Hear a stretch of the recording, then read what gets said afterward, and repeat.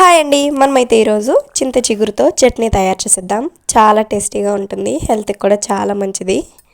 కడాయిలో నూనె వేసి నూనె వేడైన తర్వాత కారానికి తగ్గట్టు ఎండుమిర్చి వేసుకోవాలి.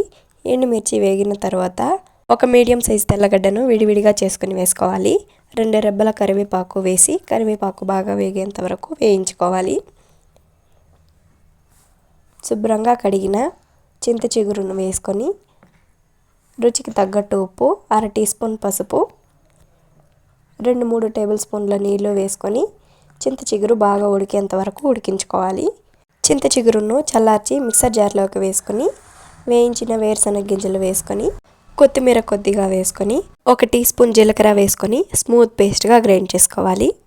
మీరు కావాలంటే పోపు వేసుకోవచ్చు, నేనైతే వేయడం లేదు. పచ్చడిలో సన్నగా కట్ చేసిన ఉల్లిపాయ ముక్కలు కలుపుకొని అన్నంతో కానీ దోశతో కానీ ఇడ్లీతో కానీ సర్వ్ చేసుకోవడమే. చాలా టేస్టీగా ఉంటుంది. మీరు కూడా ట్రై చేసి రెసిపీ మీకు ఎలా వచ్చిందో కామెంట్ చేసేయండి. మీకు ఈ వీడియో నచ్చితే లైక్ చేసి సబ్స్క్రైబ్ చేసేయండి. Thank you for watching.